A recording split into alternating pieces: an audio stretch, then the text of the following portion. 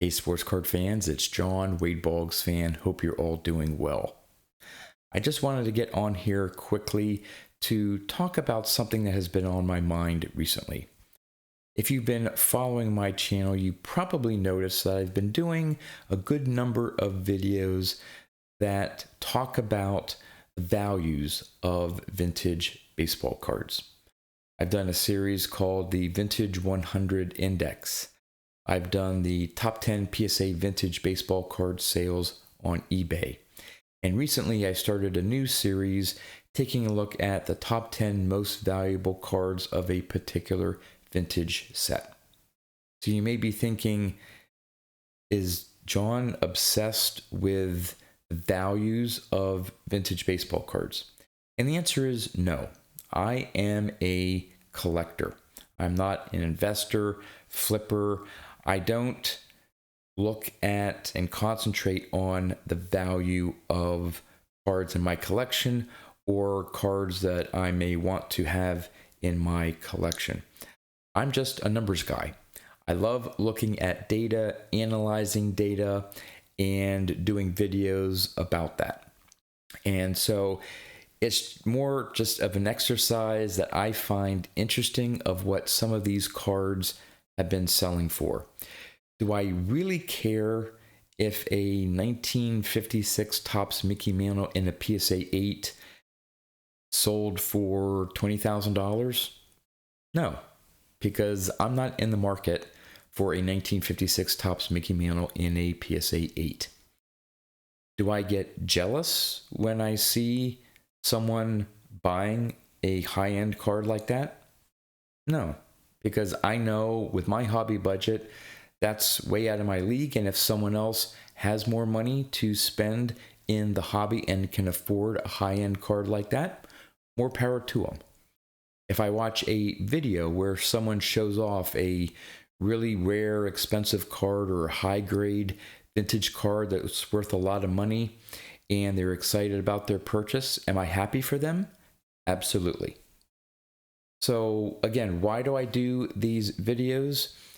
It's just an exercise that I like to do. I like to see what's out there, what some people are paying for these cards. Sometimes I scratch my head and say, why would someone want to spend that much money on that particular card?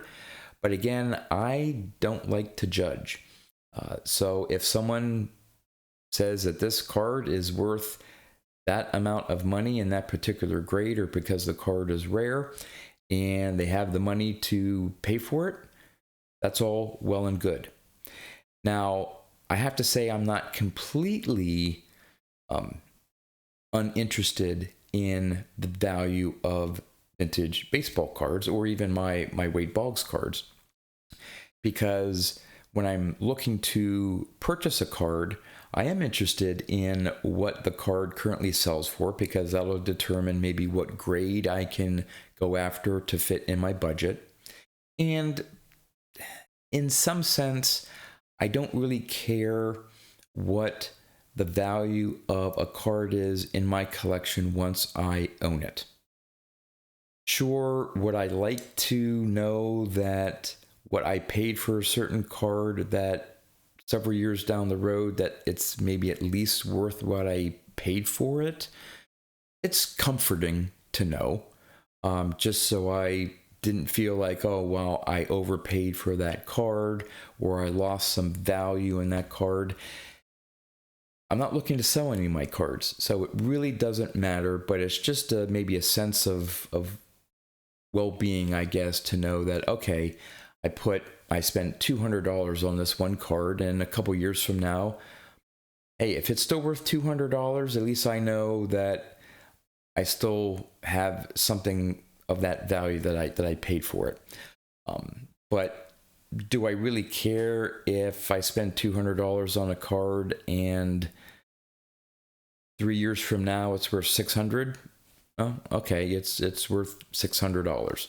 Again, I'm not looking to sell. Is it nice to know that my cards appreciate over time? Yeah, a little bit.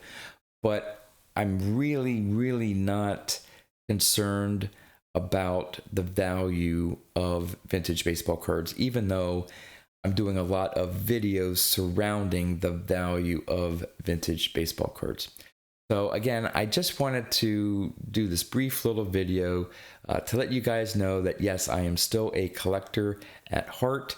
I haven't gone to the dark side from a collector's standpoint and turning this into some channel looking at and concentrating on values of cars. I just find the numbers interesting and I like to put these videos together, so I hope you enjoy them. Speaking of the Vintage 100 Index that I mentioned at the beginning of this video, that series will be returning at some point. I believe the last one we did, Mike Baseball Collector and I think it was maybe back in March. We had decided to do it probably on a quarterly basis. Well, that was around the time of the National and everything that's going on with my house situation, if you've been following that saga. Haven't had a whole lot of time to enter new card data. Plus, I decided to create a couple more indexes to be able to follow, and I've had to do them from scratch. So we're talking about thousands of data points, price entries. So I'm still working on that. Hopefully in the next month or two, we'll be able to do another episode on that. And again, it's just a fun exercise to look at where vintage card prices are going as a whole and on an individual card basis, just for fun. That's how I'm looking at it. I hope that's how you look at my videos as well. Good, hopefully, discussion pieces to have. I know there have been a lot of great comments on my videos saying, oh, I can't believe, someone paid this much for that card, or I thought this one card would rank higher in terms of value within the top 10 list, and so on. I love those discussions and comments.